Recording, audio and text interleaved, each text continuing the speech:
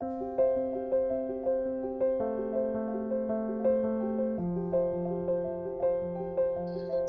I read that Betty actually struggled to get published, that it took actually several years before you found someone who was willing to publish it. So tell me a little bit more about that. Why was that?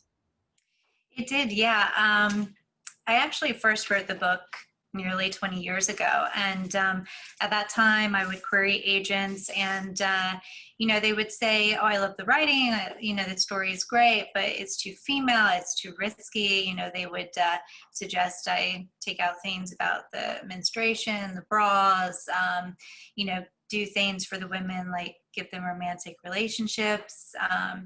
There were several who even suggested I change Betty into a male character because they said they sell better.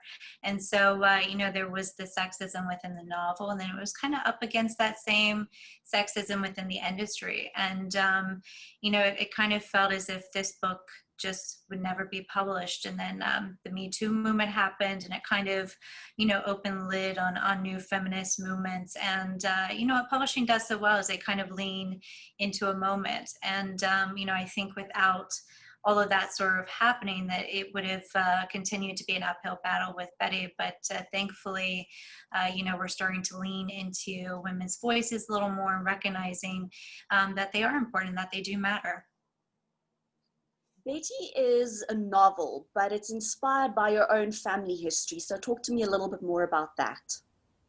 Yeah, so, there were things that I knew growing up. Mom had raised us in the Cherokee culture, and she always made sure that, we understood how important of a figure her father, Landon, had been in her life, and how supportive he had been to all the children, but especially to her and her sisters in a time when they were kind of facing even more stereotypes than women do today. And, she also raised me and my two sisters, as fate would have it. She ended up having three daughters, as she was one of three daughters, and she raised us in gardens modeled after Papa Landon's, and with the three sisters story. And so these things I knew growing up. And then when I was 17, she had shared with me a family secret that really opened the door on a family that I thought I'd known. I'd grown up by Mama Alka's side. I knew Freya and Flossie and Lint. And this secret was really just going back to the family tree, picking up the shovel and kind of digging deeper into these roots. And so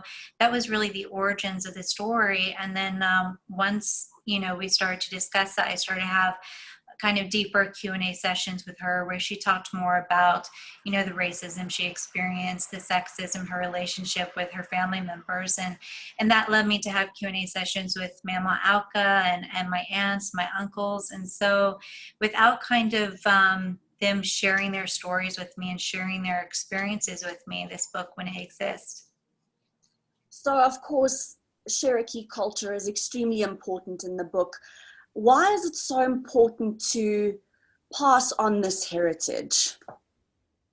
It's very important because it's a heritage that, historically here in the United States has been diminished and destroyed. And, even today, we're not really celebrating indigenous cultures and kind of the indigenous reality.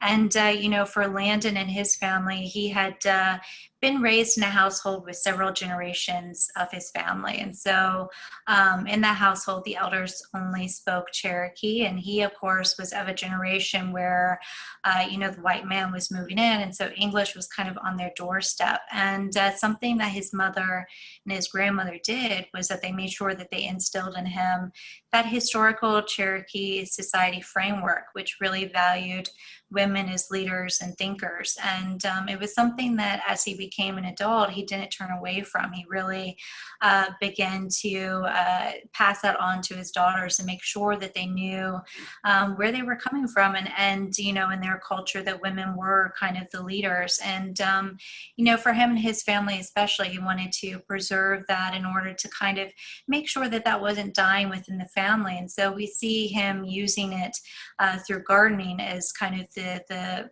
basis for everything. He sort of makes sure that it's through gardening that he really infuses his children's mind with that culture. And, you know, storytelling too kind of became the universal language in that house, where the elders were speaking Cherokee and he was kind of, you know, learning the new way of the world. And so he made sure that he also carried that storytelling into the family that he was raising as a father, because, you know, storytelling and indigenous cultures, they really use storytelling as for more than entertainment purposes. It was a way to preserve the history, preserve the culture, and make sure that it was passing along to the next generation. And I think that's what really made him a great father, was that he made sure that his children knew where they had come from and to celebrate that and not turn away from it.